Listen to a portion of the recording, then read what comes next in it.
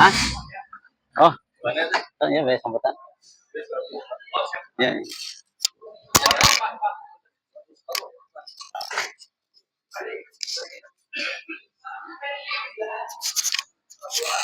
Ini snack ambil. Ya. Snack ambil dulu simpan. Bacaan snack. Snack ambil.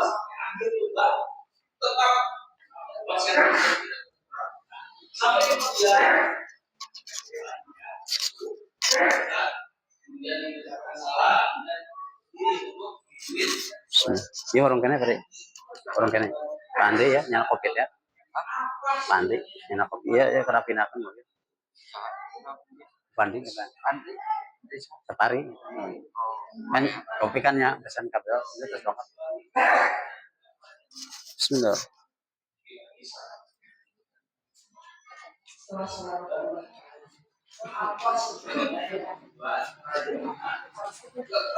Konsisten dari awal sampai akhir.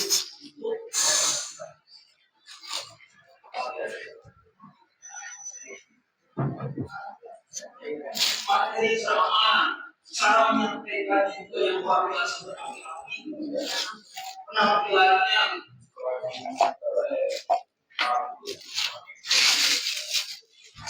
ada lagi slogan lain pastinya ada pimpinan ternyata Bapak Ibu luar biasa yang menyebabkan para jamaah dari awal sampai akhir tetap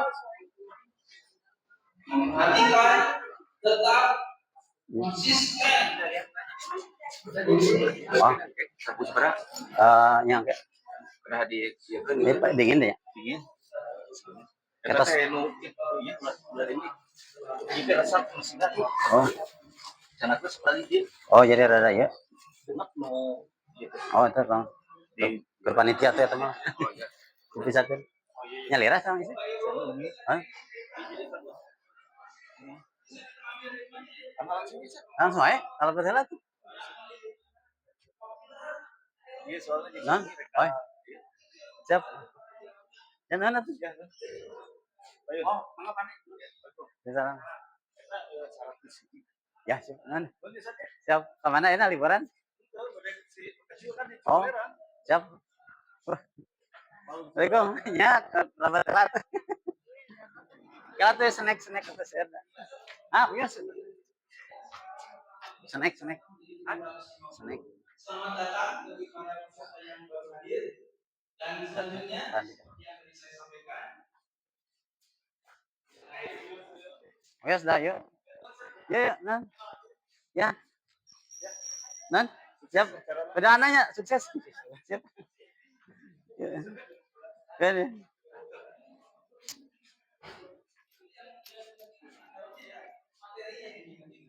Baik Bapak Ibu, untuk mengefektifkan waktu, insya Allah kita akan sama-sama mendengarkan sambutan sekaligus ya.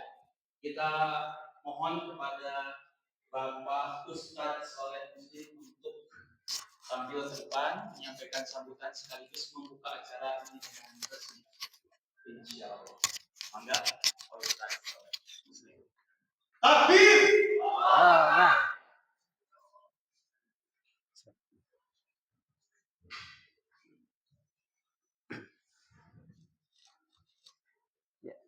Bismillahirrahmanirrahim. Assalamualaikum warahmatullahi wabarakatuh.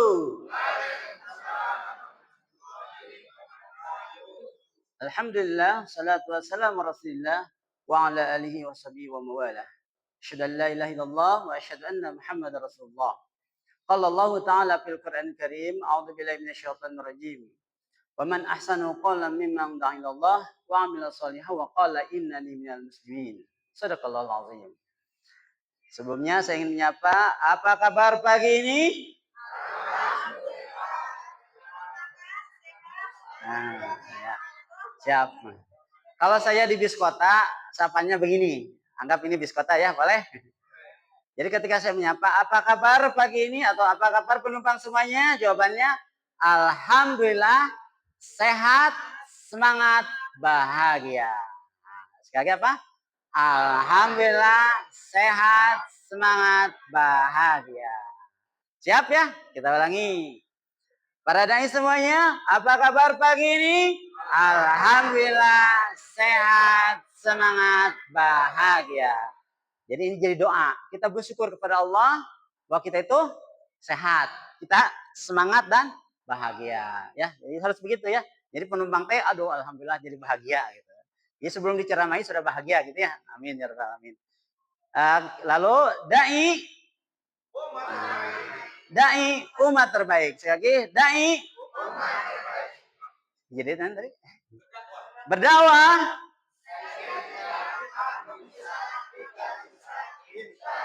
Allahu Akbar. Tambahan ya supaya lengkap. Jadi sekali lagi berdakwah, saya bisa, kamu bisa, kita bisa, insya Allah. Allahu Akbar. Siap ya? Berdakwah.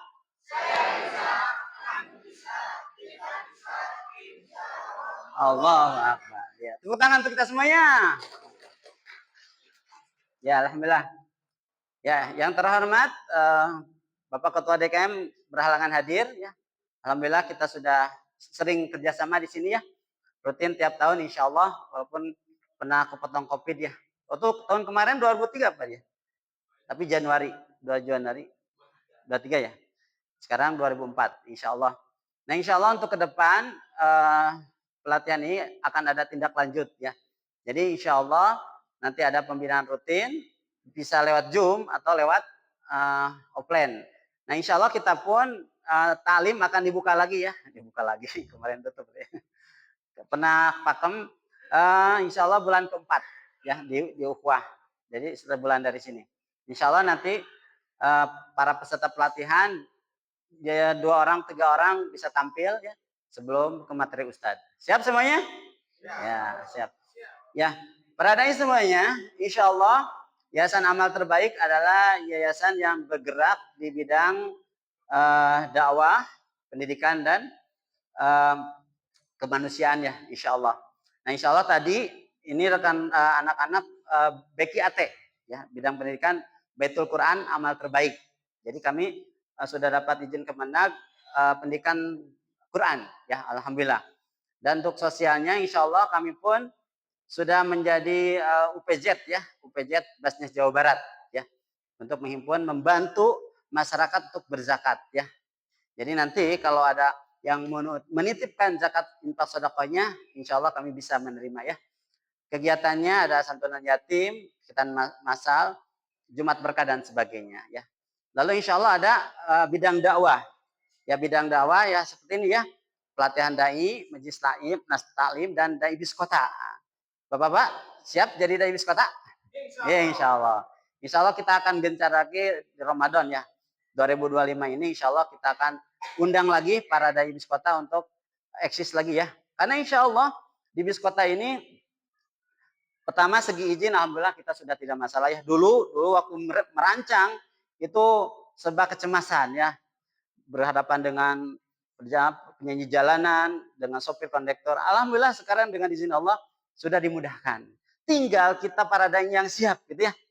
Nah, dulu kalau saya ceramah suka keliling Bandung lah ya. Jadi pernah coba semua jurusan bis ya. Jadi keliling dan sebagainya. Kalau sekarang saya mangkal di Elang. Tahu Elang? Terminal Elang.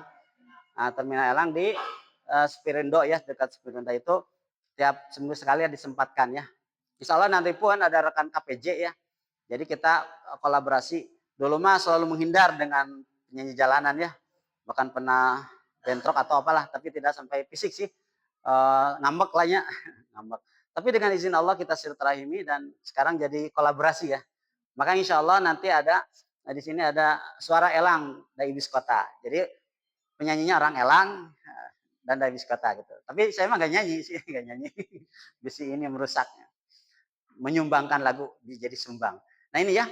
Jadi insya Allah program-program dakwah kita akan geliatkan ya. Dan mulai dengan izin Allah dari program dakwah, karena yakin ya Bapak-Bapak, dengan berdakwah jadi berkah.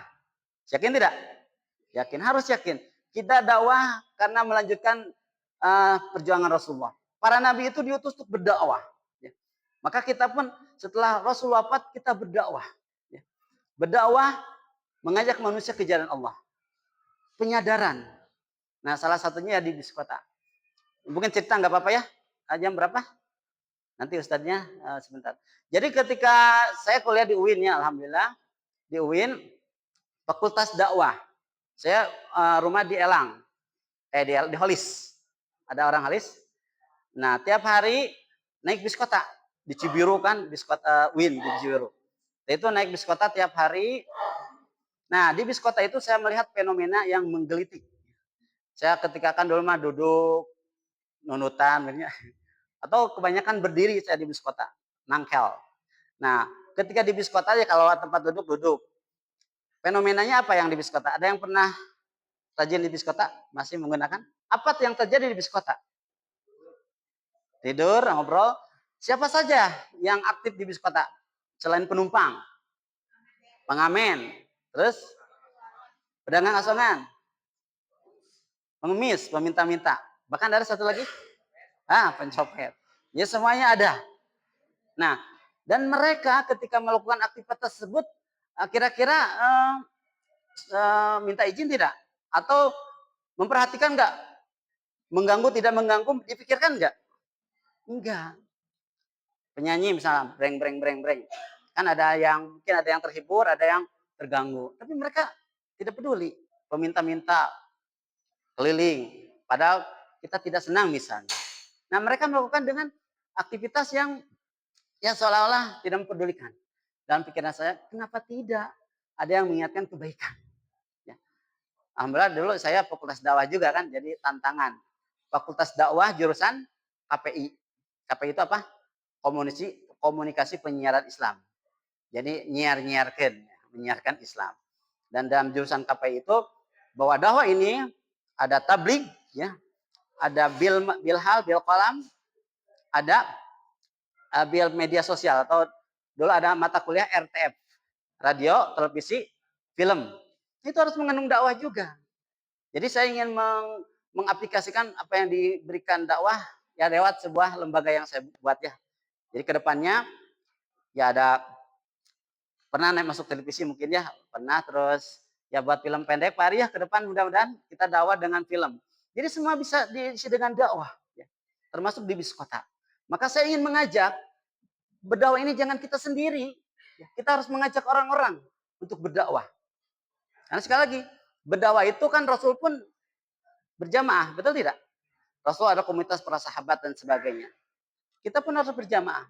Maka kita ingin mengajak orang-orang yang komitmen berdakwah kita bersama-sama. Ya. Makanya insya Allah ada prop mubalik gitu ya. Doakan. Jadi insya Allah dengan pelatihan ini kita bertujuan untuk mengajak orang-orang supaya bisa bergelut dalam dakwah ya. Nah supaya semangat nanti dalam berdakwah, maka insya Allah nanti materi pertama adalah keutamaan dakwah. Ya. Disampaikan Ustaz Abdurrahman Wadi LC. Alhamdulillah beliau sudah datang.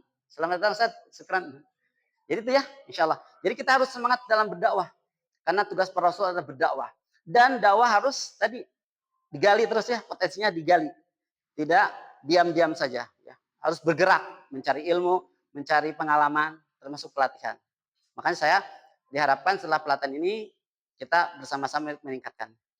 Siap bergerak dalam dakwah? Ya. Karena ada istilah al-harokah, barokah. Ya. Harokah itu taharik, bergerak, pergerakan. Orang yang bergerak itu barokah. Orang berdakwah adalah bergerak. Maka insya Allah barokah. Dengan iman, hidup terarah. Dengan ilmu, hidup mudah. Dengan cinta, hidup indah. Dengan dakwah, hidup berkah. Dengan ukhuwah, hidup betah. Gitu. Kalau bermusyawarah. Ya mungkin demikian sambutannya. Semoga Allah meridai pelatihan ini. Dan semoga menjadi ilmu bagi para peserta. Dan menjadi amal soleh bagi kita semuanya. Panitia maupun pengurus. Ya, terima kasih kepada panitia yang sudah berjuang berkeras ya. Kemarin malam sampai malam beres-beres menjadi amal soleh kita semuanya insyaallah. Terima kasih. Assalamualaikum warahmatullahi wabarakatuh. Ya, insyaallah pelatihan dakwah ini supaya berkah kita buka dengan baca basmalah bersama-sama. Bismillahirrahmanirrahim. Semoga berkah semuanya. Terima kasih. Alhamdulillah. Resmi. Baik Bapak Ibu, sebelum Bapak Ibu nanti mendengarkan apa yang akan Ustadz kita yaitu Ustadz Abdurrahman Wahid yang beliau saudara yang di tengah-tengah kita. Saya ingin menyampaikan Oh ya, ya. belajar dunia biasa Silakan ya, silakan. sama seperti rumah. Ya, Mana ini? yang pertama Bapak Ibu sepakat ya bahwa kita Waalaikumsalam. Ini nggak ada poin apa? Ya nggak ada. Paling ada ya, oleh panitia. fokus dan selanjutnya Nggak ada. Bapak Ibu, Lupa. kalau mau poin nanti ya Nyelap penyenak ini. Sudah do remote nih, PR ya. apapun lah ya. Kayaknya di dulu saya. Saya menggunakan HP. Kalau misalnya menggunakan HP, ya, mungkin insya Allah kita lebih. Nanti pakai ini. Nanti yang dikorek masih kamu sudah terima kasih sudah diingatkan. Bilang, ayo terima kasih sudah diingatkan. Nanti kalau HP saya berbunyi silahkan diambil. Ya, yang kedua saya pesan HP-nya. Dan kemudian yang terakhir Bapak Ibu diminta agar Bapak Ibu insya Allah saya yakin Bapak Ibu orang-orang yang sangat partisipatif sehingga nanti Bapak Ibu bisa berperan aktif dalam proses pembelajaran hari 3 sore insya Allah. Baik Bapak Ibu, tanpa berpanjang kata kita akan sama-sama mendengarkan paparan yang insya Allah sangat bermanfaat dari Ustaz kita. Saya bacakan dulu.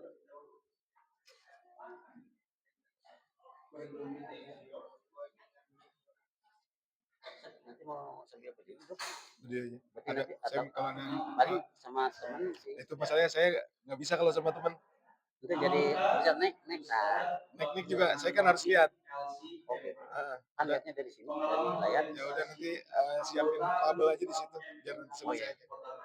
Syariah Expert Cendekia Muda, pendiri Yayasan Bina Insan Sartika, Ketua Keluarga Mahasiswa King Saud Riyadh Kingdom Saudi Arabia, Ketua Bidang Dakwah Persatuan Pelajar Mahasiswa Indonesia Riyadh, Ketua Bidang Dakwah Forum Majelis Taklim Riyadh, Riwayat Pendidikan SDN Maruyuh Bandung, MTS Raudhatul Muta'alimin Bandung, Madrasah Aliyah Husnul Khotimah Kuningan, S1 Islam University Madinah Arab Saudi, S2 King Saud University Riyadh Adab Saudi, mahasiswa S3 UIN Bandung. Anda Bapak Ibu siapkan tenaga energi yang paling luar biasa. Kita sambut kehadiran Ustadz Abdurrahman. Allahu Akbar.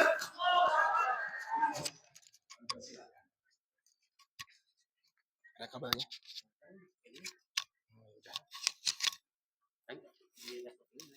Ya, saya kan nggak tahu materinya yang mana itu.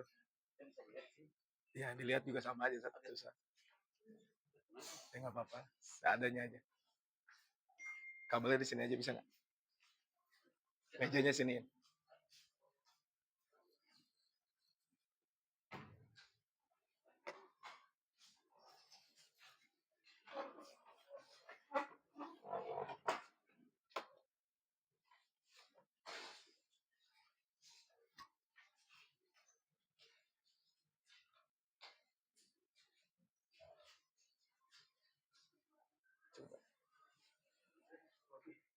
Jangan di itu ya, nggak usah digeser itu.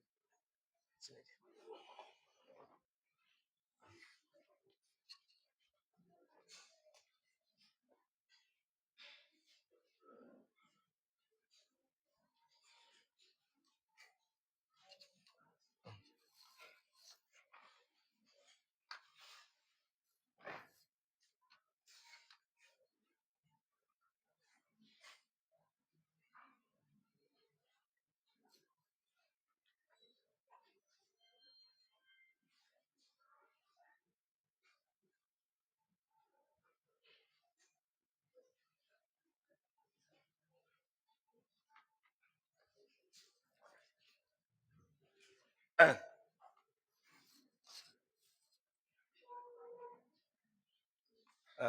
Baik, assalamualaikum warahmatullahi wabarakatuh.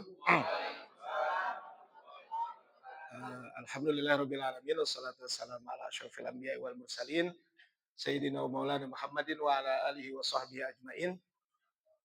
Qala Allah Ta'ala fil Qur'anil Karim, a'udzu billahi minasyaitonir rajim, wa man ahsanu qawlan mimman da'a ila Allah wa amila shalihan wa qala innani minal muslimin.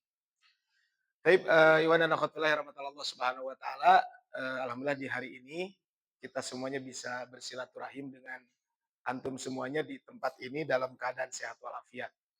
Dan hari ini saya diminta ngisi materi tentang keutamaan dakwah. Waktu saya sampai jam 9.30 ya.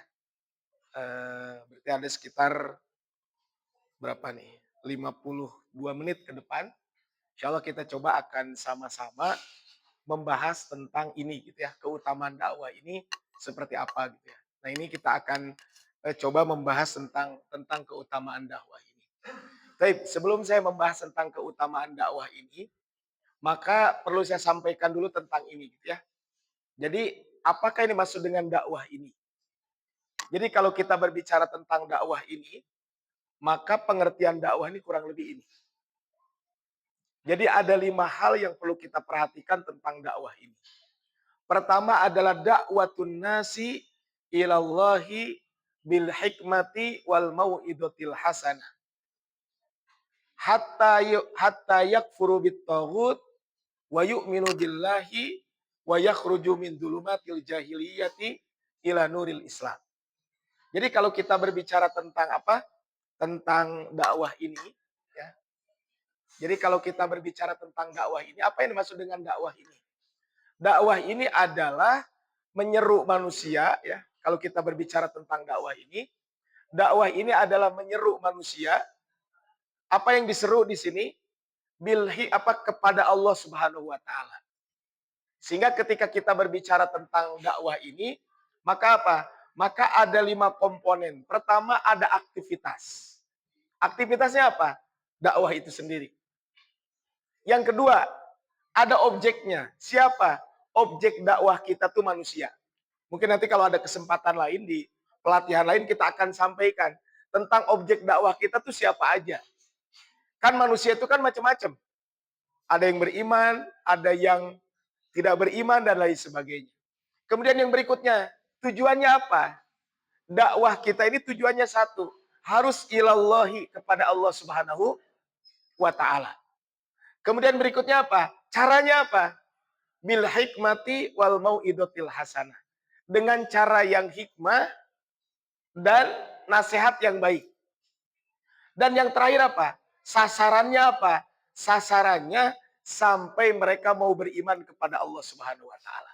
Jadi kita mulai dari sini dulu. Jadi kalau kita berbicara tentang dakwah, maka ada aktivitas, ada objek yang kita dakwahi, yaitu manusia, ada tujuannya kepada Allah, caranya dengan hikmah dan mau'idotil hasanah, dan tujuannya apa? Supaya mereka mau beriman kepada Allah Subhanahu wa taala.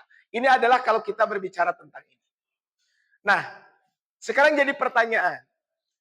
Hari dakwah itu kewajiban siapa?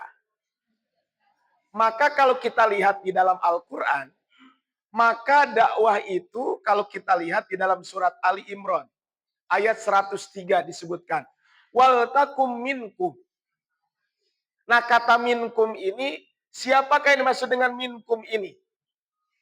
Memang mayoritas ulama mengatakan minkum ini adalah dakwah ini, bukan mayoritas. Sebagian ulama mengatakan yang berkewajiban dakwah itu ulama.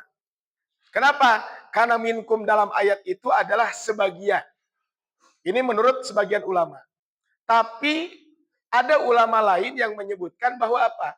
Minkum itu adalah minan nas. Artinya apa? Dakwah ini untuk seluruh manusia. Siapa yang wajib berdakwah? Siapapun. Cuman memang nanti ada yang menjadi fardu ain, ada yang menjadi fardu kifayah. Kalau fardu ain itu apa? Hanya tuntutan berdakwah sesuai dengan kemampuan. Saya tahu bahwa sholat itu wajib. Ya udah itu aja yang saya dakwahkan. Kan menjadi fardu ain. Tapi ada yang minal muslimin. Ini untuk orang-orang khusus, maksudnya apa? Ini mungkin untuk spesialisasi. Contoh mungkin ya, kita tidak mengerti tentang apa? Tentang Sholat itu wajib. Tapi rukun sholat itu dalilnya apa dan lain sebagainya, tidak semuanya kita tahu. Nah ini kan berarti orang-orang khusus yang ini. Inilah yang disebut dengan para ulama nanti. Sehingga ada yang sifatnya adalah setiap kita wajib untuk memberitahu, berdakwah, yaitu apa? Hal-hal yang sifatnya umum, yang mayoritas kita mengetahui. Tapi untuk lebih detail, spesialisasinya dan lain sebagainya, ini disebut dengan fardu kifayah. Maka ini adalah kaitan dengan dakwah ini. Tapi ini dalil-dalil yang berbicara tentang ini, ya. Kemudian tadi dalam Al-Quran, dalam hadis Nabi SAW mengatakan, man ro'a minkum munkaron. Siapa yang melihat kemungkaran. Jadi siapapun yang melihat kemungkaran maka apa? Cegahlah dengan tangannya. Kalau tidak mampu dengan lisannya. Kalau tidak mampu dengan hatinya. Maksudnya gimana mencegah dengan hati? Tidak menyukai perbuatan tersebut. Kan berarti kalau lihat dari sini, tidak mesti harus jadi kiai dulu. Tidak mesti harus menjadi ulama dulu. Siapa saja yang melihat kemungkaran, itu kemungkaran. Nah nanti mungkin ada materi khusus tentang bagaimana ingkarun mungkar ini. Kemudian berikutnya apa? Dakwah itu adalah kebutuhan sosial. Maksudnya apa? Maksudnya adalah manusia itu memerlukan orang yang menjelaskan apa yang Allah perintahkan dan Allah larang. Maka ini kan tugas para rasul sebenarnya. Rasul sekarang sudah tidak ada, maka apa? Ya tugas kita semua. Dakwah kepada kebatilan juga ada yang menyerunya. Jangan mengira dakwah kepada kebatilan tidak ada yang menyeru. Sekarang kan permasalahan yang cukup mencuat di Indonesia itu kan dua hal. Satu judi online, yang kedua pinjaman online. Saya kemarin baru pulang dari Malaysia. Di Malaysia kita ketemu dengan beberapa dai dari beberapa negara. Nah, waktu itu kita mengadakan FGD tentang problem masyarakat. Nah, salah satunya dari Indonesia menyampaikan, sekarang yang mengerikan itu judol dan pinjol. Kira-kira ada nggak dai penyuruh pinjol? Ada. Influencer-influencer yang mengiklankan pinjol itu. Coba Bapak Ibu buka YouTube. Ada iklannya nggak? Ada iklannya apa? Kan dakwah itu kan mengajak kan? Mengajak. Dakwah itu kan mengiklankan. Ada nggak dai-nya? Ada. Kan ada orang silakan pinjam, kan ada orang yang tampil di situ. Kalau judul ada nggak dai-nya? Ada. Ada kan influencer-influencer yang dibayar sengaja untuk apa? Mengiklankan judul itu. Masa kemaksiatan aja ada dai-nya? Masa kita yang kebaikan tidak ada dai-nya? Ya kan? Ya cuman tadi sesuai dengan kapasitas kita masing-masing. Nah, kemudian keharusan suatu umat karena pembesar dan orang kaya, fasik dan kemungkaran tersebar di mana-mana. Maksudnya gini, ini menjadi satu keharusan kenapa? Yang repot kan apa? Kalau orang-orang kaya, para pembesar itu sudah melakukan kemaksiatan, maka harus ada orang-orang yang mengingatkan itu. Kemudian berikutnya apa? Takut akan siksa Allah Subhanahu wa taala, yang mana kalau siksa itu muncul tiba satu waktu, maka tidak akan hanya kena kepada orang-orang tertentu, tapi seluruhnya akan kena. Dalam surat di dalam Al-Qur'an, di dalam surat 8, surat Al-Anfal, wattaqu fitnatal la tusibannal ladzina dzalamu minkum khassah. Kemudian nah ini yang paling penting buat kita semuanya. Kita ini sebagai dai walasna qudat. Kita ini para penyeru, bukan orang yang menghakimi. Maksudnya apa? Kalau kita ngajak orang, ajak. Jangan sampai kita ini menjadi ponis. Kamu ini sesat, kamu ini kafir, kamu ini ahli bid'ah. Bukan itu. Tugas kita ini adalah menyeru. Aktivitas kita makanya berdakwah. Bukan memponis orang. Iya kita ingatkan. Hati-hati loh. Kamu nggak boleh melakukan ini. Kalau kamu melakukan ini nanti kamu menjadi orang kafir. Kamu menjadi pelaku bid'ah. Iya kita lakukan itu. Tapi jangan sampai kamu bid'ah, kamu kafir, kamu sesat. Itu bukan tugas kita. Tugas kita itu apa? Nahnu du'at walasna qudat. Kita ini para dai bukan apa? Bukan tadi disebutkan hakim. Kalau hakim kan tugasnya memponis. Kalau kita menyeru orang. Ya. Nah, pelaku dakwah ini sering disebut dengan ad-da'i. Jadi kalau kita berbicara tentang pelaku dakwah itu disebut dengan ad-da'i. Nah, sedangkan adanya, biasanya kan di kita, kalau ada tak marbutoh itu kan menunjukkan wanita kan. Tapi kalau ada iya di sini, tidak semua yang akhirnya tak marbutoh itu menunjukkan wanita. Karena bisa jadi yang akhirnya tak ini menunjukkan apa? Biasanya menunjukkan apa? Menunjukkan saking dia itu beraktivitas banyak melakukan itu. Kan ada dai laki-laki, daiyah perempuan. Tapi kadang ada iya ini bisa apa? Litaksir, karena saking banyaknya aktivitas. Saya kasih contoh. Hafal surat Al-Humazah? Hafal ya. Gimana bunyinya ayat pertama? Nah, wailul likulli humazatin lumazah. Akhirnya tak marbutoh ya. Kecelakaan buat pencela dan pengumpat. Kira-kira di situ laki-laki atau perempuan? Di situ tak marbutoh loh, Bu. Berarti perempuan ya? Kebanyakan perempuan? Bukan, itu bukan menunjukkan itu. Wailul likulli humazatin lumazah itu menunjukkan apa? Menunjukkan bahwa orang itu sudah menjadi habit, kebiasaan mencela dan mencaci itu. Sehingga jangan dikatakan kecelakaan itu bukan wanita pengumpat dan wanita pencela. Berarti bapak-bapak hente. Enggak. Wailul likulli humazatil lumazah. Itu bukan itu. Coba Bapak Ibu lihat di dalam surat Abasa ya. Ulaika humul kafarotul. Akan al-kafarotu. Apakah laki-laki atau perempuan? Itu laki-laki dan perempuan. Karena tak marbutoh ini menunjukkan apa? Menunjukkan likas rotiha. Karena dia itu sudah menjadi satu kebiasaan. Sehingga kalau disebut adaiyah, bisa maknanya dia perempuan, yang jamaknya adalah adaiyat. Tapi kalau adaiyah, jamaknya ad-duat, itu adalah laki-laki dan perempuan. Makanya disebutkan tadi, tak marbutoh itu dalam ayat ini apa? Menunjukkan apa? Bukan aktivitas hanya untuk laki-laki saja, tapi untuk laki-laki dan perempuan. Sehingga pertanyaannya ini, siapakah dai itu? Atau siapakah adanya itu? Maka adanya itu adalah siapa? Orang yang pikiran dan hatinya sibuk dengan aktivitas dakwah. Jadi Bapak Ibu, seorang dai itu bukan penceramah. Penceramah itu salah satu aktivitas dakwah. Bisa jadi sekarang dakwahnya Bapak Ibu di sini ada yang punya akun Instagram, followersnya di atas 15.000. Ada di sini?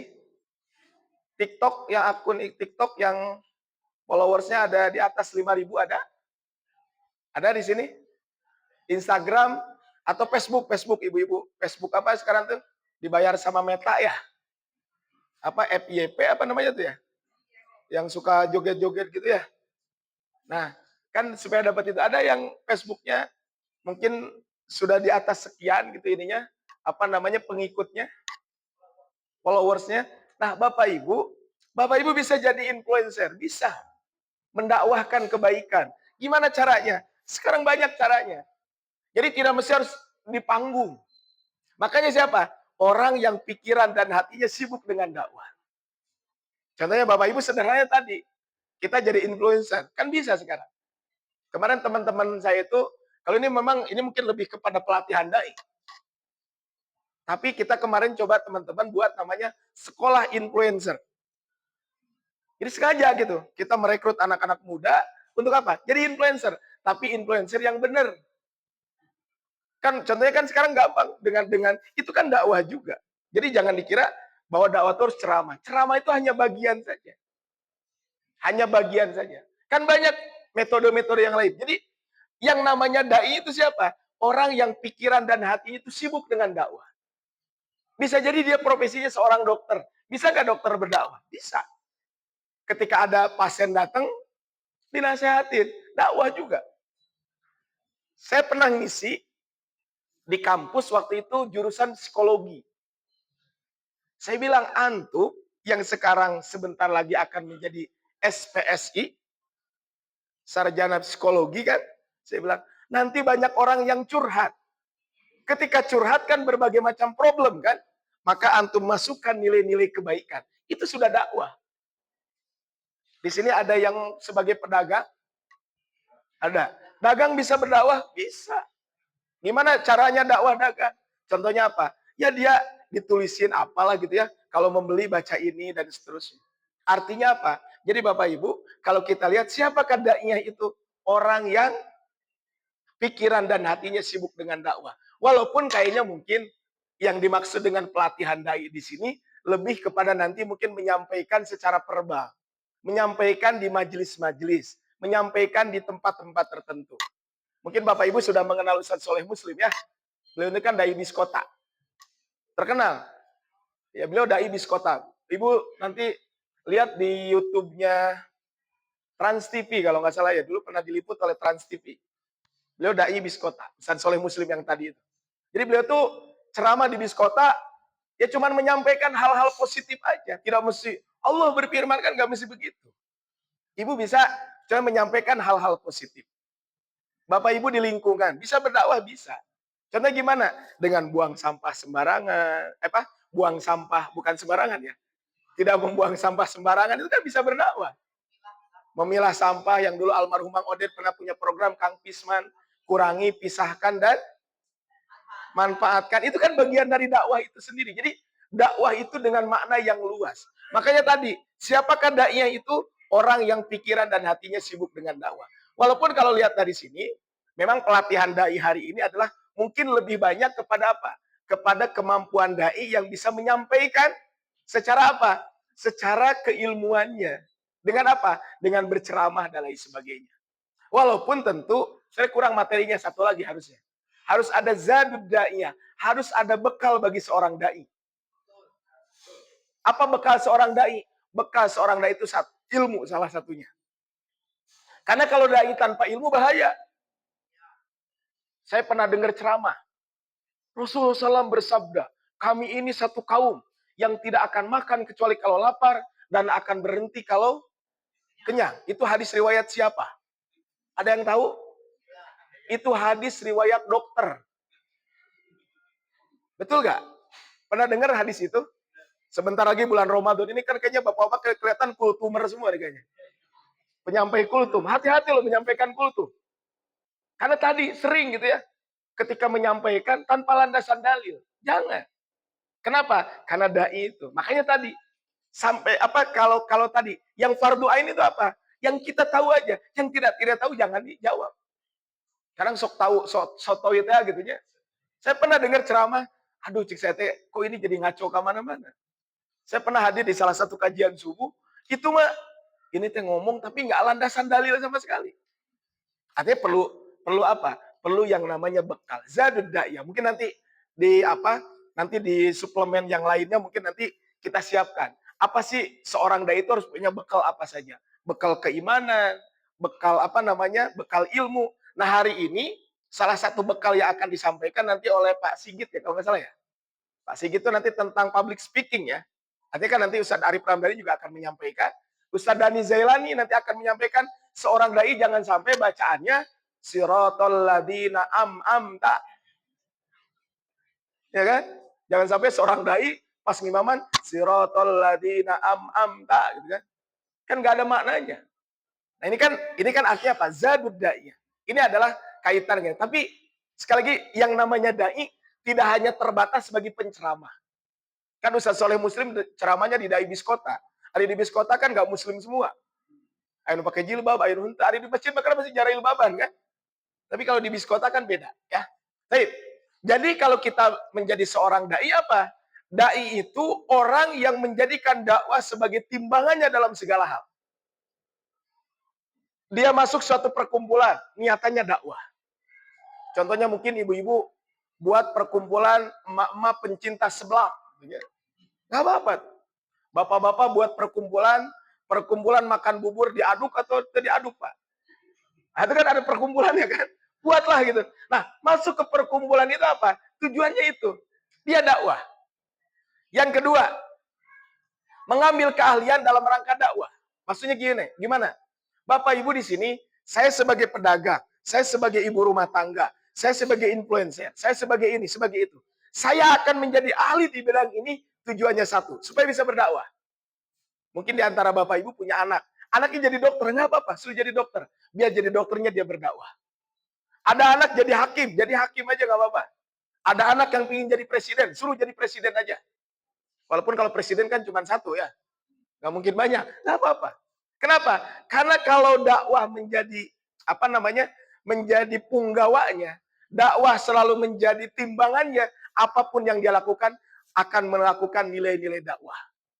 Bisa ada yang menjadi anggota parlemen yang akan menjadi timbangannya selalu apakah ini dakwah atau tidak.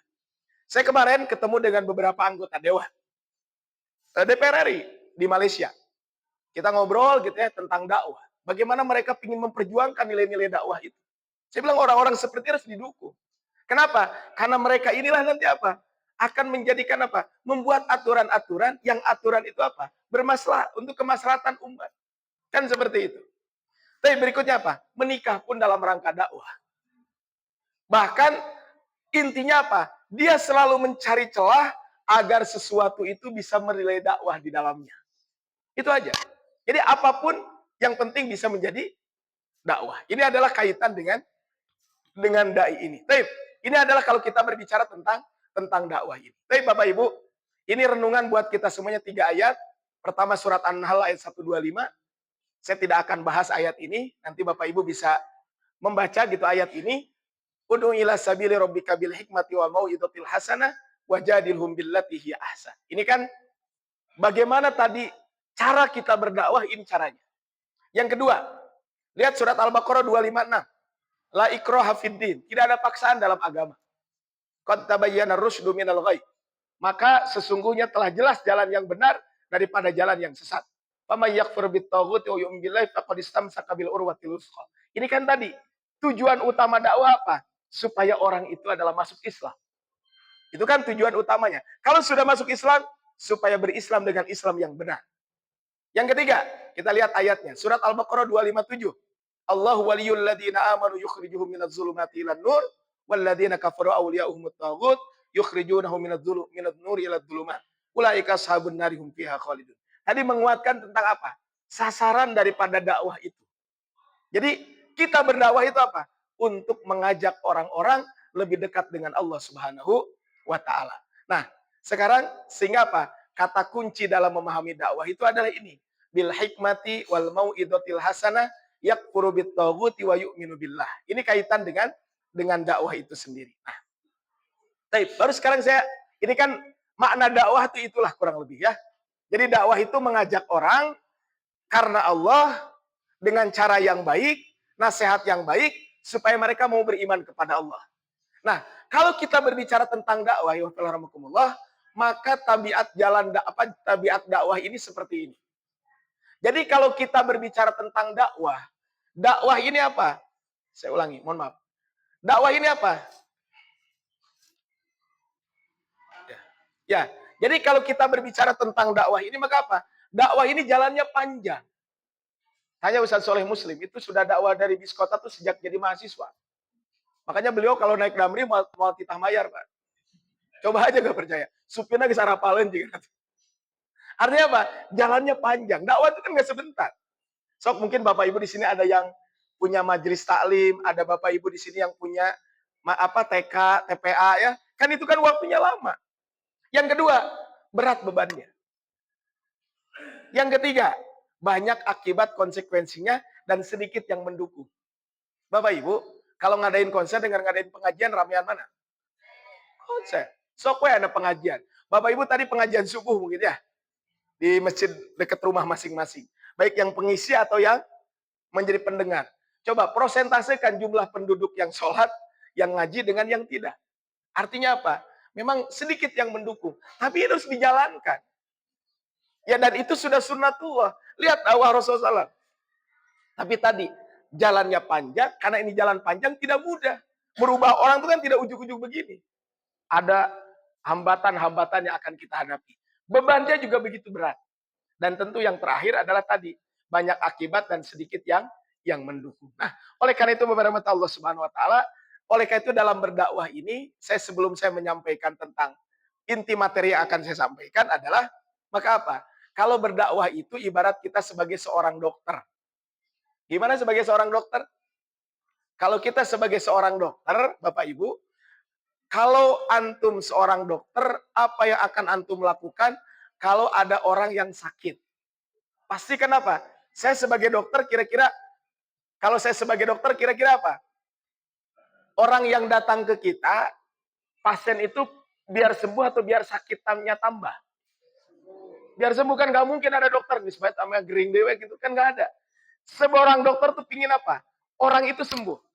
Nah, karena orang ini pingin sembuh, maka apa? Dia harus mendiagnosis dengan benar. Dia diagnosis dulu penyakitnya apa, menentukan obat. Jangan salah. Jadi didiagnosis lah, penyakitnya apa? Sakit kepala, berarti obatnya sakit kepala. Salah diagnosis akan berbahaya. Nah, apakah cukup kalau dokter ini ketika ada orang sakit cukup didiagnosis, kemudian dikasih obat? Kan belum tentu. Maka apa? Dokter yang baik itu apa? Dia tentu akan menentukan cara minum obatnya gimana. Saya, contohnya dokter, atau saya datang ke dokter, dok saya sakit kepala. Oh iya, saya kemarin kebetulan ini sedang diuji kaki sakit. Saya datang kemarin ke terapis. Saya bilang ini kaki saya sakit. Apa yang dirasakan ini? Jadi akhirnya apa? Didiagnosis kan. Kemudian dikasih obatnya. Nah kira-kira obatnya di gimana? Cara minumnya begini ya. Kan kalau Bapak Ibu minum obat, ada yang sebelum, ada yang setelah. Ada yang 1 hari sekali, sehari 3 kali kan begitu macam-macam kan. Ada yang 1 hari 3 kali, ada yang macam-macam lah.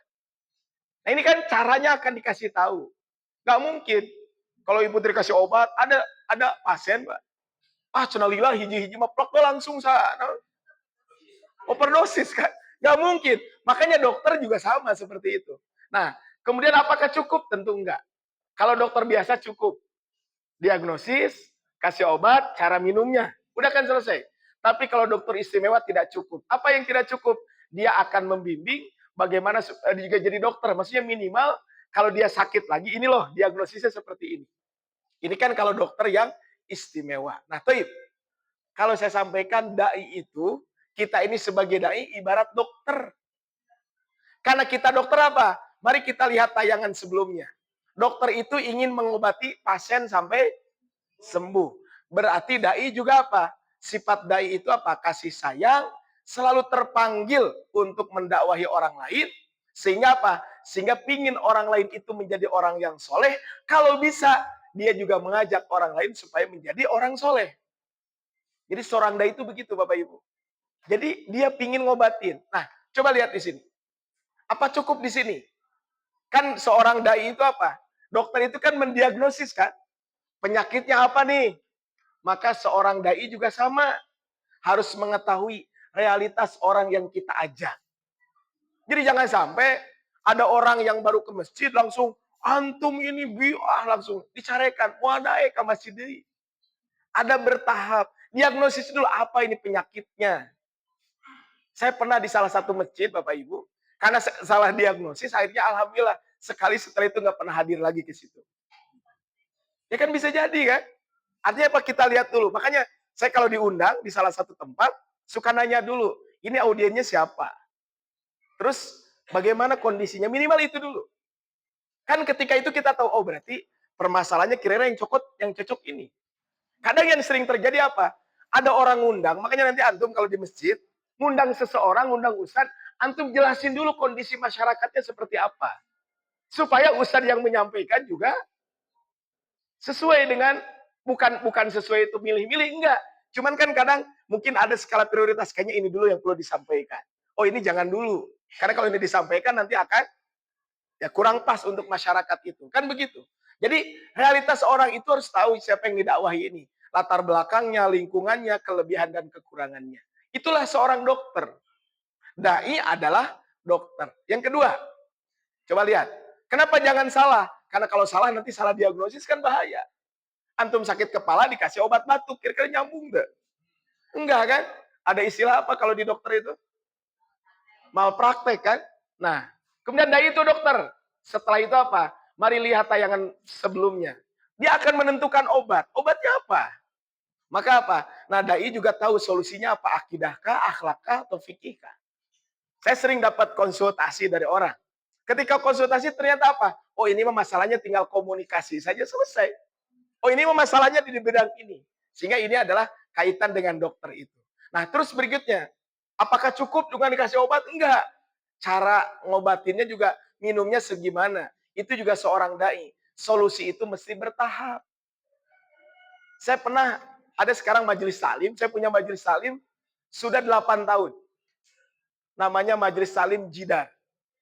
Habis ngaji dahar. Itu majelis salimnya ibu-ibu. Ibu-ibu dari saya mulai punya anak 1 sampai saya punya anak 3. Sampai hari ini. Ibu-ibu dulu anaknya masih SMA, sampai sekarang ada yang sudah nikah. Saya disuruh khutbah nikahnya. Artinya apa? Nah, waktu itu ada ibu-ibunya tuh dulu, dia sebenarnya dulu majelis, ini mah Jidar mah istilah saya aja, bukan namanya Majelis Salim Jidar. Nggak tahu lah namanya, pokoknya nama ada pengajian begitunya. Nah, itu ketika awal-awal disampaikan sama yang punya hajatnya itu. Maksudnya yang ketuanya gitu ya. Ustaz katanya, izin jangan menyampaikan ini dulu ya, karena ini bahaya gitu. Bukan bahaya teh, kalau ini disampaikan bisa jadi mereka datang lagi dia. Kan ini ikhtiar kita. Ya selama tidak melanggar aturan syariat kan nggak apa-apa. Betul bertahap dan alhamdulillah sudah 8 tahun berjalan. Ini kan artinya apa? Ini kan perlu bertahap. Kadang kita teh pinginnya instan. Yang instan mah namanya mie kan? Namanya mie instan kan seperti itu. Nah, ini adalah seorang dokter. Nah, menghormati Allah Subhanahu wa taala, maka kalau kita lihat tadi, ternyata seorang dai itu adalah bagaimana kita mengobati problem umat. Tentu disesuaikan. Nanti Bapak Ibu lihat YouTube-nya Ustaz Soleh Muslim. Beliau dakwah di bis kota. Penyampaiannya beda dengan tadi. Mau pakai tuh Allahu Akbar, ayat takbir gitu. Atau bahaya takbir di nabas. Wih, rek perang juga. Kan enggak. Menyampaikan juga solusi hidup bahagia. Kan begitu. Kan hari bahagia, maka setiap orang ingin bahagia. Cuman kita masukkan nilai-nilai agama, tidak mesti dengan Allah berfirman kan gak apa-apa. Yang penting makan apa? Substansinya masuk gitu kan ke masyarakat itu. Nah, ini adalah kaitan dengan ini. Nah, ketika kita menjadi seorang dai, maka tadi kan dokter itu kan orang yang sangat dicari. Maka kita akan mendapatkan beberapa keuntungan. Nah, inilah mungkin materi saya ya. Materi saya tinggal 20 menit lagi. Ya. Tapi inilah materi inti saya adalah ini. Yaitu apa? Apa sih keuntungan? Apa sih keutamaan kalau kita menjadi seorang dai? Pertama, Bapak Ibu, a'dhamini amillah. Kita menjadi seorang dai itu adalah ini merupakan nikmat Allah yang terbesar. Dengan dakwah, hati kita tergugah untuk mengingat Allah dan berpegang teguh pada syariatnya, mengenal keagungan Allah, menyadari betapa besar nikmat Allah, mengenal Allah, mengenal Rasul, mengenal Islam, mengenal hakikat diri Al-Quran dan lain sebagainya. Jadi, Bapak Ibu, dengan kita berdakwah, itu sebenarnya kita sedang mengingat nikmat Allah Subhanahu wa taala. Allah memberikan nikmat iman kepada kita. Itu kan nikmat Allah. Maka apa? Dengan berdakwah kita mengingatkan Allah memberikan nikmat keimanan. Mari kita sebarkan lagi nikmat keimanan ini. Makanya tadi kan dai itu adalah bagaimana mengajak orang supaya orang itu menjadi orang yang baik. Bahkan bukan hanya di situ. Kalau bisa dia juga mengajak supaya mengajak orang lain menjadi orang baik. Qul la tamunnu alayya islamakum. Jangan kamu merasa telah memberikan nikmat kepadaku dengan keislamanmu. Balillah yamunnu alaikum an hadakum lil iman. Tetapi apa? Sebenarnya Allah dialah yang melimpahkan nikmat kepadamu dengan menunjukkan kamu kepada keimanan in kuntum shadiqin. Jika kamu termasuk orang-orang yang benar. Jadi Bapak Ibu, dengan nikmat apa? Dengan keimanan ini maka apa? Dengan dakwah ini apa? Kita mengingat nikmat Allah Subhanahu wa taala yang begitu agung ini. Yang kedua adalah dakwah ini adalah ahsanul a'mal. Bapak Ibu dengan berdakwah, mohon maaf. Ya. Bapak Ibu dengan berdakwah, maka apa? Maka kita sesungguhnya termasuk orang yang melakukan amal terbaik. Di dalam surat Fussilat ayat 41. Mohon maaf. Ayat ke-33. Fussilat itu surat ke-41. Maka apa? Waman ahsanu qaulan. Siapa yang lebih baik perkataannya? Mimman da'a ilallah. Daripada orang yang berdakwah menyeru kepada Allah Subhanahu wa taala. Jadi siapa yang lebih baik perkataannya daripada orang yang menyeru kepada Allah? Sebagian ulama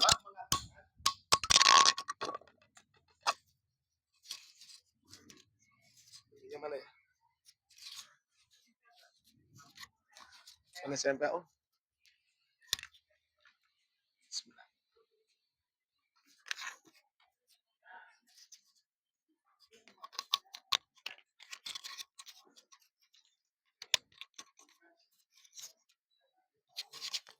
Ya, baik.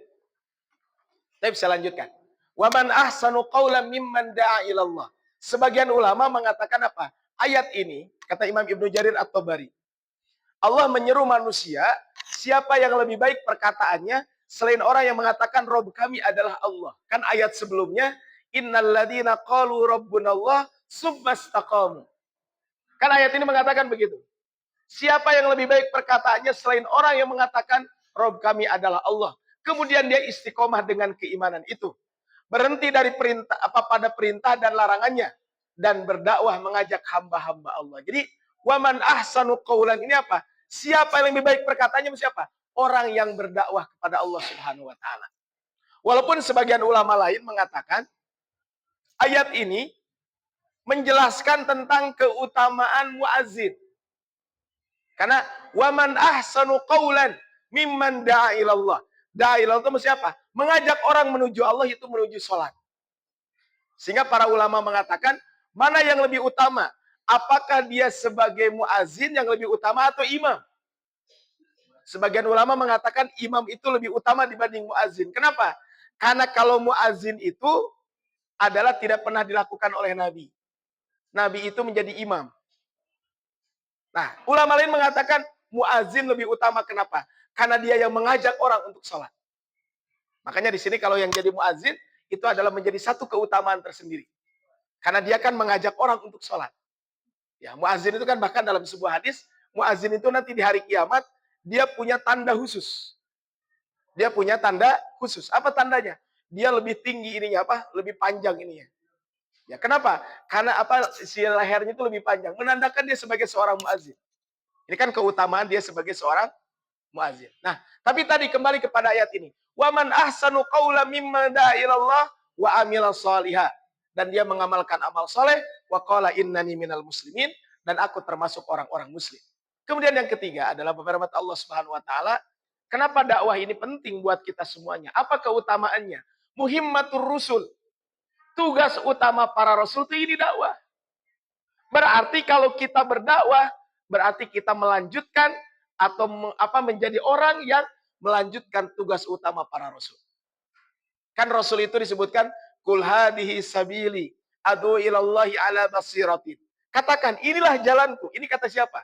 Kata Rasul, kata Allah Subhanahu wa taala kepada Muhammad. Muhammad, katakan ini jalanku dan orang-orang yang mengikuti. Yaitu apa? Adu ilallahi ala basiratin. Berdakwah mengajak kamu kepada Allah dengan hujah yang nyata. Jadi Bapak Ibu, dakwah ini adalah muhimmatur rasul. Tugas utama seorang nabi, tugas utama seorang rasul itu apa? Berdakwah kepada Allah Subhanahu wa taala. Sehingga ketika kita berdakwah gimana? Berarti kita melanjutkan dakwah Rasulullah SAW. Tapi tadi saya sampaikan, dakwah dengan makna yang luas. Jangan dakwah itu maknanya apa? Saya harus ceramah saja. Enggak. Kadang tanpa ceramah pun kita bisa berdakwah. Saya kasih contoh. Bapak Ibu pernah dengar dai sabun mandi gak? Belum pernah ya? Dai sabun mandi itu Ustadz Fadlan Garatama. Karena beliau itu Ustadz Fadlan dari daerah timur, Indonesia Timur. Searching aja Ustadz Fadlan. Beliau itu terkenal kalau berdakwah di daerah Indonesia Timur, NTT gitu ya. Di daerah Papua gitu. Nah, beliau tuh kadang kalau berdakwah bawa sabun. Karena dia mendakwahi non-muslim yang di daerah Indonesia Timur. Mereka tuh katanya pernah beliau tuh mengislamkan satu kampung dengan sabun mandi aja. Gimana ceritanya? Jadi beliau datang ngajarin mandi. Diajarin mandi kan kalau pakai sabun wangi. Jadi ternyata katanya ada di daerah timur sana, dia itu nggak mandi. Cuman si badan itu cuma dilumuri minyak babi aja. Karena dia non-muslim. Dilumuri minyak babi. Setelah dilumuri minyak babi, mereka dia itu aja. Akhirnya satu waktu diajarin mandi. Kan dikasih sabun gitu ya. Begitu dikasih sabun gimana? Kan wangi kan? Punten kan kalau daerah timur mah kan rambutnya itu apa? Kribo ya gitu ya, gimbal gitu ya. Nah kan kalau begitu dikasih sampo, nggak mau dibilas. Jangan dibilas, ini hilang nanti wanginya katanya. Nah singkat cerita, karena dia nggak mau dibilas, kemudian apa? Dia pergi ke ladang. Begitu pergi ke ladang, kehujanan kan? Hari kehujanan kan mau gak mau meren basah kan? Tapi biasanya kalau kita capek, mandi kan, tidur seger kan? Ada orang katanya, mungkin dia habis disabunin, nggak mandi dia, pergi ke ladang. Tapi hujan, kan otomatis mau nggak mau mandi kan? Begitu pulang tidur, itu tidur pules banget katanya. Sampai dia bingung, saya tidak pernah selama ini tidur. Akhirnya dikasih tahu inilah ajaran Islam. Ajaran itu mengajarkan kebersihan. Sekampung masuk Islam gara-gara sabun. Beliau pernah cerita. Saya pernah dengar langsung ceritanya. Karena waktu itu saya ada kajian di Masjid Al-Kausar yang Jalan Sumbawa itu. Beliau ngisi, saya juga ngisi di awal. Saya cuma 15 menit, 20 menit lah. Saya ngisi mukodimah aja pengantar. Setelah itu beliau yang ngisi. Beliau cerita, beliau pernah mendakwahi kepada non-muslim, dia seorang pendeta. Dakwahnya gimana coba? Dia nggak ceramah. Allah berfirman, enggak. Beliau tuh karena punya tetangga, datang ke tetangganya. Terus aja tiap hari. Sampai si pendeta itu ini tahu nih Ustadz gitu ya. Mungkin dia tahu, hanya apa? Dia nggak mau ketemu dengan Ustadz Fadlan. Terus aja nggak mau ketemu. Tiap hari tapi beliau, selamat pagi. Nggak assalamualaikum ya, karena dia non-muslim. Selamat pagi, nggak ada bapaknya. Terus saja, terus tiap hari. Sampai berapa bulan? 2 atau 3 bulan. Gitu. Tiap hari dia datang. Nggak ada kata istrinya, kata anaknya. Satu hari datang. Selamat pagi, selamat pagi. Bapakmu ada nggak? Bapak saya sakit di rumah sakit. Nah beliau menjenguk ke rumah sakit. Ketika menjenguk apa? Dia bawa buah-buahan. Nah, begitu datang ke rumah sakit kaget. Ternyata yang selama ini nggak mau ditemu dia menjenguk ke rumah sakit. Dan beliau termasuk yang awal menjenguk ke rumah sakit. Akhirnya setelah itulah terjadi diskusi, ngobrol. Begitu setelah sakit pulang, akhirnya apa? Dia ngobrol lama gitu ya. Maksudnya berapa kali ngobrol, dan akhirnya setelah itu sekeluarga masuk Islam. Ternyata tidak ceramah di masjid. Tapi antum tong ceramah di gereja oke gitu. Tapi kan bisa dengan itu kan? Makanya tadi saya bilang, di sini ada pedagang, ada influencer, ada apapun, antum bisa berdakwah dengan itu semua. Jadi antum bisa berdakwah dengan itu semua. Jadi mari kita berdakwah dengan itu semua. Jadi makanya tadi, muhimmatur rasul. Makanya tadi saya sampaikan, kalau antum punya TikTok, TikTok itu adalah followersnya ada 15.000, itu dakwahi di situ.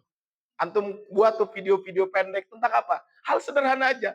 Antum makan, gitunya di sini kalau makan pada senang semua kan?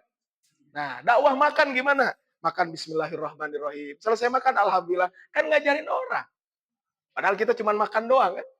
Kan seperti itu. Artinya apa? Ini kan kalau kita berbicara tentang muhimmatur rusul itu adalah seperti ini. Kemudian berikutnya beberapa mata Allah Subhanahu wa taala. Yang keempat adalah apa? Kenapa kita berdakwah ini, ya? Nah, ini kisah para nabi tentang dakwah Nabi Nuh, Nabi Ibrahim saya lewat saja karena ini yang keempat Bapak Ibu. Keutamaan ataupun kenapa kita berdakwah adalah al-hayah ar-robbaniyah. Kita akan mendapati kehidupan robbani. Ya, kenapa disebut kehidupan robbani? Dakwah menjadikan pengemban dakwah adalah al-hayah ar-robbaniyah. Kehidupan yang selalu berorientasi kepada Allah dan kehidupan yang selalu diisi dengan mempelajari Al-Quran yang menjadi sumber kebaikan serta mengajarkan kepada orang lain. Jadi kalau kita berdakwah, mau nggak mau kita akan interaksi dengan Al-Quran. Sehingga apa? Kehidupan kita menjadi kehidupan yang selalu dibimbing oleh ajaran-ajaran Al-Quran. Jadi inilah kalau kita berdakwah. Jadi kita ngajak orang, sebenarnya ngajak diri sendiri kan. Sok sekarang gini, Bapak Ibu mau ngisi kultum, mau ngisi kajian, pasti kan baca dulu kan? Cari dulu apa ayatnya apa. Maka ketika dibaca ayat itu, kita menjadi terinspirasi. Saya tadi subuh, diminta ngisi di masjid kakak saya. Kakak saya kebetulan dia jadi takmir di situ. Memang saya rutin ngisi 3 bulan sekali di situ. Tadi malam saya bilang, saya ngisi apa gitu ya. Saya teringat ayat Allah di dalam surat Al-Ahqaf ayat 15. Di sini rata-rata di bawah 40 atau di atas 40? Apa di bawah 40? Berapa? 38, berapa? Oh 37. Yang di bawah 40, Cung? Di bawah 40. Di bawah 40. 1, 2, ada lagi? 3, 4, 5, 6, 7, 8, 9, 10. Cuma 10 orang. Ya, sisanya berarti Di atas 40, termasuk saya. Tapi kalau saya masih generasi apa? Gen Z saya. Ya, masih Gen Z. Karena Gen Z sampai 45, saya baru 43. Masih Gen Z. Ya, jadi sama lah kita Gen Z, Bu ya. Sama-sama Gen Z kita. Jadi masih Gen Z.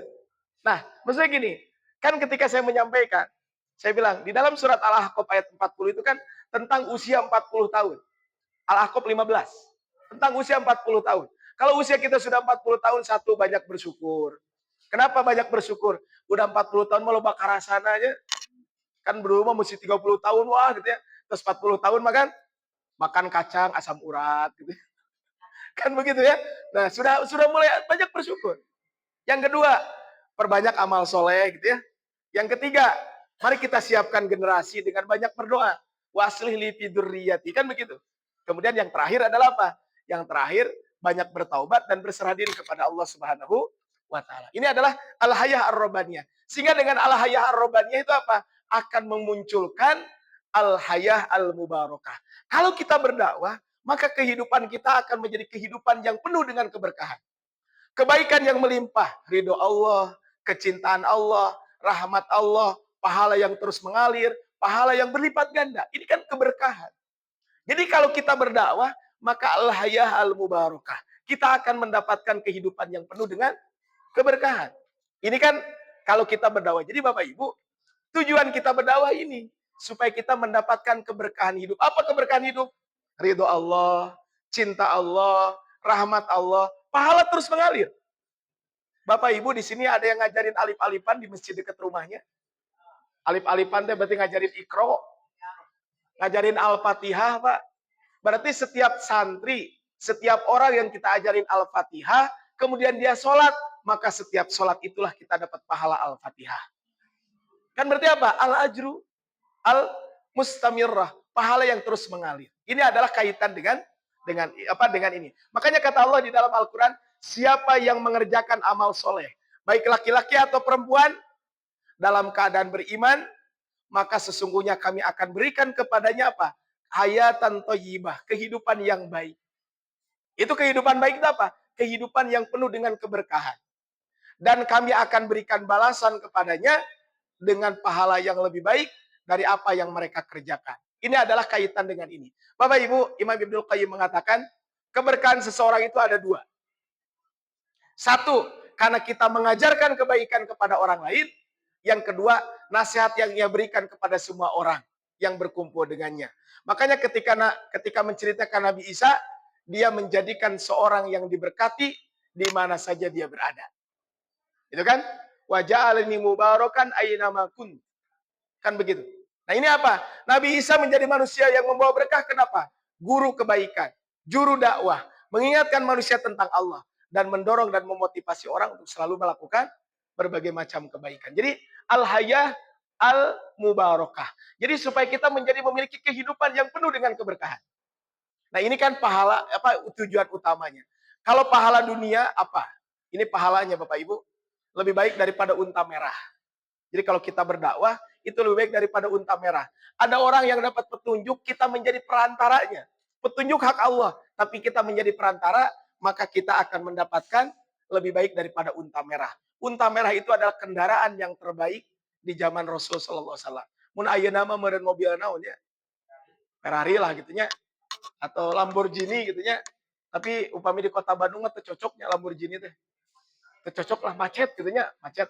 Komo di atas Soekarno Hatta anu beli kagores.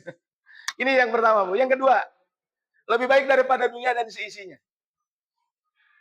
Wahai Ali, seandainya ada orang yang mendapatkan petunjuk gara-garamu. Jadi maksudnya gini, kita menjadi perantara, petunjuk urusan Allah. Saya tadi malam tuh ngobrol dengan keponakan saya, dari Badai Isya sampai jam 10. Dia cerita tentang dunia riba. Wah, pokoknya mah ngobrol jauh ke sana sini lah. Keponakan saya. Terus saya bilang, kamu bisa taubat riba gimana ceritanya? Kan dia sekarang, pokoknya mah gak enak mengges tobat. Dulu saya ingetin beberapa kali, cenah. Saya gak apal mang baheula diingetin ku amang teh cenah. Nah teu ngaruh cenah. Aja teh kumaha eta bisa dapat cerita kamu tobat tina riba. Gara-garana meuli mobil nyicil, Pak. Tapi pakai riba. Ternyata gak bisa bayar magol gitu nya. Akhirnya geus mayar 150 juta leuwih gitu nya. eh 120 sekian juta, cuman dapat duit ya 20 juta atau berapa gitu. Nyeri hati bisa aja. Oh, jadi waktu dirinya tobatnya, toh saya tobat. Nah ini kan bisa jadi kan saya nggak tahu dari mana beliau mendapatkan hidayah menjauhi riba itu kan. Nah kita sampaikan aja. Lebih baik daripada dunia dan seisinya. Kemudian doa didoakan oleh makhluk Allah. Ini Bapak Ibu. Makanya tadi kenapa kita mendapatkan keberkahan. Seluruh penduduk bumi dan langit, sampai semut yang ada di lubang, sampai ikan yang ada di dasar lautan, la yusalluna ala muallimin nasi al khair. Akan mendoakan orang yang mengajarkan ke manusia untuk melakukan berbagai macam kebaikan. Berikutnya kita akan mendapatkan pasif income. Apa pasif income tadi? Al-ajr al-mustamirrah. Pahala yang terus mengalir. Kita tidur, pahala terus mengalir. Bisa jadi mungkin di antara Bapak Ibu pernah ngajarin Al-Fatihah. Sekarang orangnya sedang di Amerika. Ibu ngajarin Al-Fatihah, orangnya sedang di Arab Saudi. Ibu ngajarin Al-Fatihah, orangnya sedang di Turki. Itu kan waktu sholatnya berbeda. Maka apa? Ibu tidur, karena kalau sekarang kita tidur di Amerika, sekarang bangun di Amerika masih tidur. Tapi kan nanti pas kita tidur, Amerika bangun kan? Kita sedang tidur, pahala terus mengalir. Kenapa? Gara-gara dakwah kita. Nah, dakwah itu, makanya tadi Bapak Ibu, inilah kalau kita berbicara tentang dakwah itu sendiri. Tapi Bapak Ibu itu saja yang saya sampaikan, karena waktu saya sampai jam 9.30, mohon izin, saya ada kegiatan lain juga. Kalau ada hal-hal yang nanti mau didiskusikan, mungkin nanti bisa minta nomor saya ke Ustadz Soleh Muslim, ya, karena kegiatan juga masih ada ya, nanti setelah ini ada break dulu, kemudian setelah itu nanti ada materi kedua ya kalau nggak salah ya, materi juga sudah siap. Demikian bisa sampaikan, nanti insya Allah materi ini saya kirimkan ke panitia, barangkali Bapak Ibu nanti bisa dibaca kembali di rumah, tapi ini memotivasi saya dan buat kita semuanya. Mari kita semuanya menjadi para dai. Dai itu tadi apa? Orang yang akal dan pikirannya selalu yang dia pikirkan apa? Dakwah. Apapun aktivitasnya. Jadi RT, jadi RW, jadi DKM, jadi pedagang, jadi bisnismen, jadi apapun, selama itu pekerjaan baik, maka kita akan mendapatkan nilai dakwah. Pemateri kedua sudah datang, Ustaz Arif Ramdhani, guru saya. Demikian disampaikan, mudah-mudahan bermanfaat. Hadallahu majma'in. Wallahul muwaffiq laqomit thoriq. Nasrul minal fatul qarib. Idinas siratal mustaqim. Wa basyiril mu'minin. Assalamualaikum warahmatullahi wabarakatuh.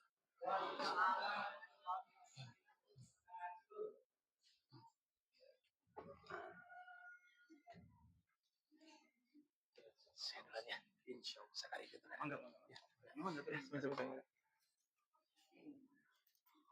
Dai